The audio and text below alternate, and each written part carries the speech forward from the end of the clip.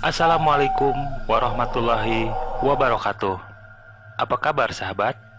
Kembali lagi di channel Dangyang Cipta Rasa, channel yang akan menemani sahabat dengan kisah nyata misteri.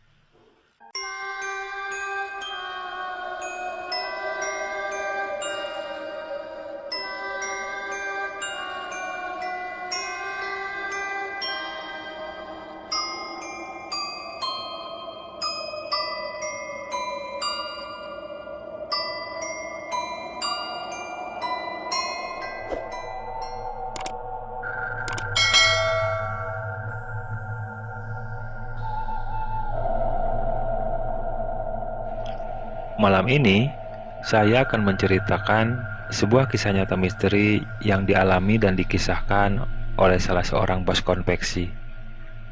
Kisah ini dialaminya 20 tahun yang lalu. Beliau sengaja datang dan menceritakan kisah ini kepada saya, dan mudah-mudahan ada hikmah dari cerita ini. Kisah nyata misteri ini saya beri judul Kisah yang Terungkap di Pulau Majeti. Sore itu, Muhtar mengendari mobilnya sedikit tergesa-gesa karena dia tidak ingin terlambat sampai ke tempat tujuan. Muhtar harus segera sampai sebelum jam 9 malam karena juru kunci menyarankan supaya Muhtar datang lebih cepat. Sebab jam 11 malam nanti, Muhtar akan mengadakan ritual demi kelancaran usahanya. Muhtar adalah seorang pengusaha konveksi yang usahanya cukup maju dan berkembang. Namun, beberapa tahun terakhir, usahanya tidak stabil karena pakaian yang dia kirim ke pasar Tanah Abang di Jakarta kurang begitu laku. Dan demi menjalankan terus usahanya, dia mulai berhutang ke sana-sini. Akhirnya, satu persatu asetnya disita atau diambil oleh orang yang dia pinjami uangnya. Mulai dari mobil, tanah, mesin-mesin bordir, dan lain-lain.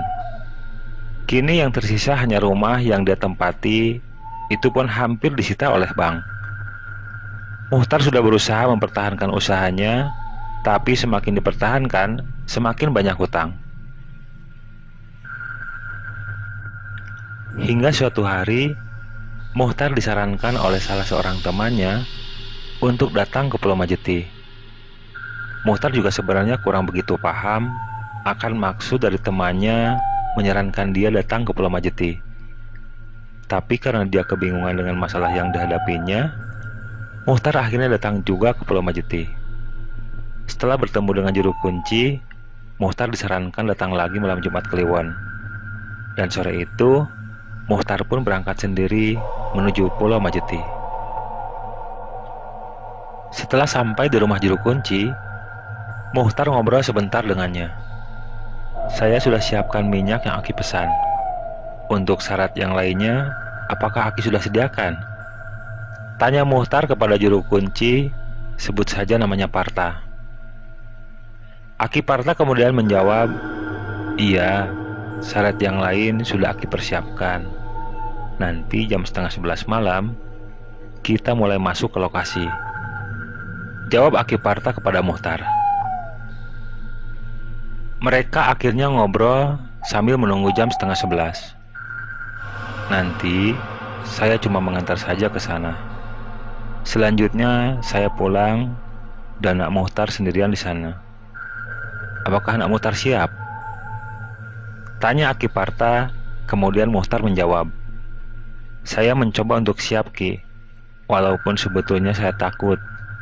Tapi apa boleh buat, semua sudah kepalang tanggung. Jawab Muhtar kepada Aki Parta. Tidak terasa, waktu sudah menunjukkan pukul setengah 11 malam.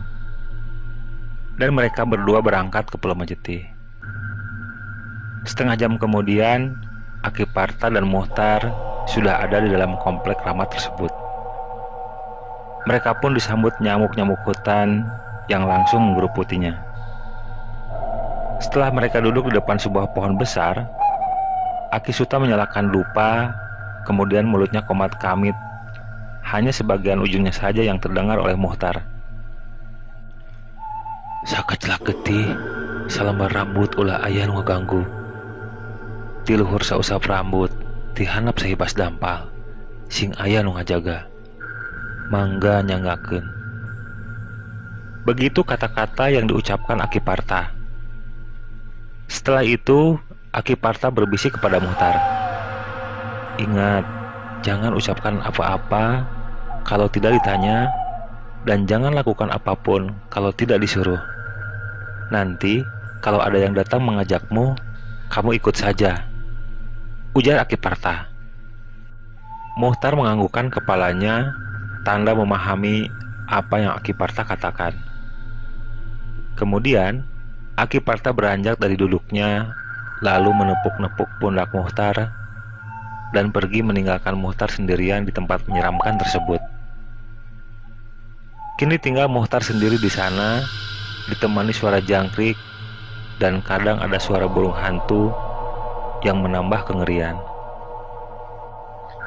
Muhtar melihat-lihat suasana di sekitar tempat tersebut.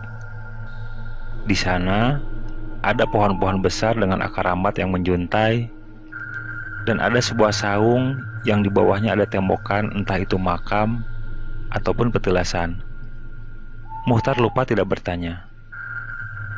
Saat Muhtar asik melihat-lihat suasana sekitar, tiba-tiba di depannya ada seseorang berkata, "Sudah lama menunggu, Kang," ujarnya dengan suara sedikit berat. Muhtar kaget dan hampir saja terjengkang dari duduknya. Di depan Muhtar kini ada sosok bapak setengah tua, berdiri dengan mata memandang dan tersenyum ramah kepadanya. Dan anehnya, tiba-tiba suasana malam yang sepi berubah menjadi siang hari yang terang. Muhtar termenung menatap keadaan sekitarnya. Kini tidak ada lagi pohon besar yang tadi dia lihat. Yang ada di situ hanya ada gubuk kecil menghadap ke pesawahan, di mana dirinya sekarang sedang duduk di bangku di gubuk tersebut. Bapak tua yang berdiri di hadapan Muhtar berkata kembali, "Ayo Kang, saya antar ke rumah pemimpin kami," ujarnya sambil kemudian berjalan menyusuri pematang sawah di hadapannya. Muhtar ingat perkataan Aki Parta, kalau ada yang mengajaknya, dia harus mengikutinya. Akhirnya dia mengikuti bapak tua tersebut dengan berjalan di pematang sawah di belakangnya. Muhtar mencoba mengamati keadaan sekitar. Ada orang-orang yang sedang menggarap sawahnya, ada juga orang yang sedang mengembala itik. Tidak ada hal ganjil yang Muhtar lihat di sana. Cuma selama perjalanan, Muhtar tidak melihat adanya matahari. Namun, suasana cukup cerah. Setelah melewati persawahan, Muhtar melewati sebuah perkampungan yang terdapat banyak penduduknya. Dan orang-orang yang berpapasan di jalan menatap Muhtar seperti aneh dengan kehadirannya. Di ujung perkampungan, akhirnya mereka berdua sampai di depan sebuah rumah paling besar di kampung tersebut, tapi terbuat dari kayu. Bapak tua itu mengetuk pintu rumah besar tersebut berkali-kali. Terlihat pintu itu dibuka dari dalam, lalu keluar seorang laki-laki bertubuh gemuk dari dalam rumah. Laki-laki gemuk itu mempersilahkan Muhtar untuk masuk dan duduk di kursi. Setelah Muhtar duduk, bapak tua tadi yang mengantarnya menghilang entah kemana. Muhtar pun berniat mencarinya, namun baru saja Muhtar mau berdiri mencarinya, laki-laki bertubuh gemuk itu berkata, "Sudahlah, duduk santai dulu, jangan kemana-mana. Saya mau tahu apa maksud kedatanganmu ke tempatku," ujar laki-laki itu. Lagi-lagi Muhtar ingat pesan Aki Parta, jangan lakukan apapun kalau tidak disuruh. Akhirnya Muhtar kembali duduk, lalu Muhtar menceritakan sebab dia datang ke tempat itu. "Begitu Pak, kenapa saya datang ke sini? Saya sudah bingung bagaimana saya melunasi hutang-hutang saya," ujar Muhtar sambil menundukkan kepalanya. Laki-laki yang gemuk di hadapan Muhtar tersenyum. Dia seperti merasa menang mendengar keluh kesah Muhtar. "Sudahlah, jangan terlalu bingung. Kamu sudah tepat datang ke sini. Nanti Aku akan membantumu. Aku akan memberimu uang untuk melunasi hutang-hutangmu. Tapi sebagai imbalannya, sekarang kamu ambil ikan di belakang yang barusan sudah saya masukkan ke dalam jaring. Kamu tinggal pilih saja, nanti kamu masak ikan itu buat saya makan siang hari ini, kata laki-laki gemuk itu kepada Muhtar. Kemudian laki-laki itu membawa serokan waring dan diberikan kepada Muhtar. Muhtar diajak ke belakang rumah besar itu oleh laki-laki gemuk tersebut. Di sana terdapat kolam dengan beberapa jaring yang berada di sisi-sisi kolam tersebut. Muhtar mendekati sebuah jaring yang berada tepat di hadapannya. Di jaring itu terdapat 5 buah ikan berwarna merah, 2 ekor sudah besar-besar, dan 3 ekor lagi ukurannya beda-beda namun masih kecil. Dan Muhtar pun mulai memasukkan serokan waring ke dalam jaring. Muhtar berniat mengambil salah satu ikan yang sudah besar agar saat dimakan oleh laki-laki gemuk tadi bisa kenyang. Dan setelah berpikir sejenak, Muhtar akhirnya mengambil salah satu ikan yang paling besar berwarna merah kekuningan. Ikan itu sempat meronta-ronta saat dia serok. Lalu Muhtar masukkan ikan itu ke dalam ember. Kemudian dibawa ke dapur rumah itu. Namun saat ikan itu hendak Muhtar iris perutnya, tiba-tiba ikan itu mengeluarkan suara, "Muhtar, kamu tega kepada ibumu sendiri, nak?" Mendengar ikan itu bicara dengan suara mirip ibunya sendiri, Muhtar pun kaget. Pisau dan ikan yang dia pegang, dia lepaskan seketika. Dan mulutnya refleks mengucapkan, "Astagfirullahaladzim, astagfirullahaladzim." Lalu mundur dan jatuh terduduk. Seketika suasana berubah menjadi gelap kembali. Muhtar melihat-lihat sekeliling. Kini Muhtar lihat hanya ada pohon besar dan semak belukar di sekitarnya. Tidak ada lagi rumah besar dan kolam yang terdapat jaring-jaring yang tadi dia lihat. Kini Muhtar kembali berada di tengah-tengah Pulau Majeti.